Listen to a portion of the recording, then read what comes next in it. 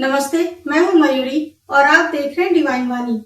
हम सभी जानते हैं कि रावण का वध सीता हरण के कारण हुआ, लेकिन अगर मैं आपसे कहूँ कि सीता हरण इस कथा की शुरुआत नहीं बल्कि अंत था, अगर मैं आपसे कहूँ कि रावण का जन्म, उसकी शक्ति, उसका अहंकार और यहाँ तक कि उसका वध भी इस सृष्टि की एक बहुत पुरानी दिव्य योजना का हिस्सा था।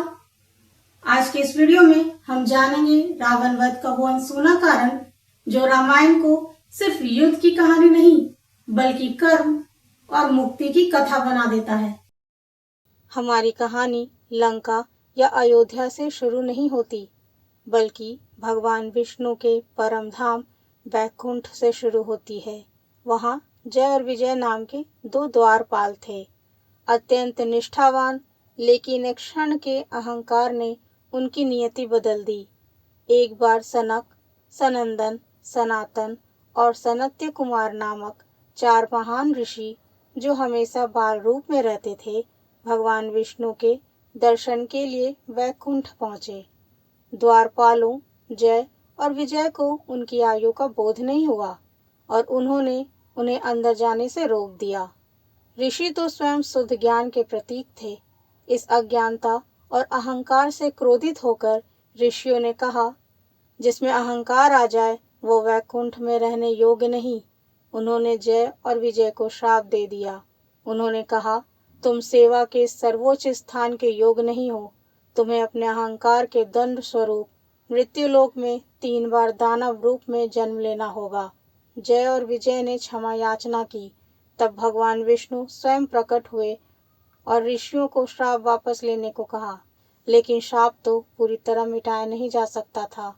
तब विष्णु ने एक विकल्प दिया, या तो वे 7 जन्मों तक साधारण भक्त बने, या सिर्फ 3 जन्मों तक परम शत्रु बनकर स्वयं भगवान के हाथों मृत्यु प्राप्त कर शीघ्र मुक्ति पाएं।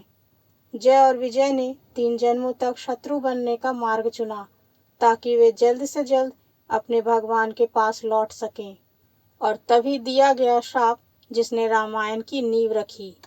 अपने प्रथम जन्म सतयुग में जय और विजय ने दिति और कश्यप ऋषि के पुत्र के रूप में हिरण्याक्ष और हिरण्यकश्यप के रूप में जन्म लिया और उनका वध भगवान विष्णु के वराह और नरसिंह अवतारों द्वारा हुआ। और दूसरे जन्म में वे दशानन रावण और उनके भाई कुंभकर्ण के रूप में जन्मे। रावण का जन्म शत्रुता के श्राप को पूरा करने के लिए हुआ था।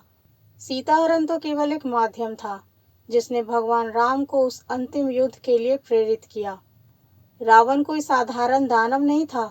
वह वेदों का ज्ञाता था, महान शिव भक्त था और जानता था कि उसका अंत किसके हाथों होना है। उसका उद्देश्य था कि भगवान के हाथों मृत्यु पाकर परम मुक्ति प्राप्त करना। उसका अहंकार केवल ऊपरी था, भीतर से वह अपने प्रभु के हाथों श्राप से मुक्ति चाहता था। इसलिए वह इतना शक्तिशाली होकर भी राम को साधारण मनुष्य समझकर बार बार गलतियां करता गया, क्योंकि नियति ने उसे मुक्ति दिलाने के लिए स्वयं भगवान के सम्मुख खड़ा कर दिया था। रावण का हर कदम उसकी क्रूरता, उसकी शक्ति, सब कुछ उस श्राप की पूर्ति के लिए था। सीता हरण उसका लक्ष्य नहीं था, वह तो एक माध्यम था, एक ऐसा कर्म जो भगवान राम को लंका तक आने के लिए विवश कर दे। ये कथा हमें सिखाती है कि इस सृष्टि में कोई भी घटना आकस्मिक नहीं होती।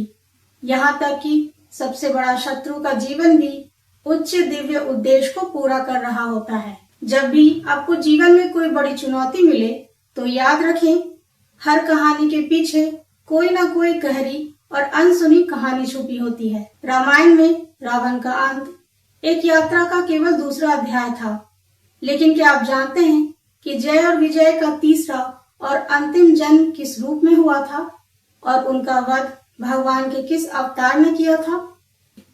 अगर आप इस रहस्य को समझना चाहते हैं तो कमेंट में बताइए। मैं जल्द ही इसी अनसुने अध्याय पर वीडियो लेकर आऊंगी।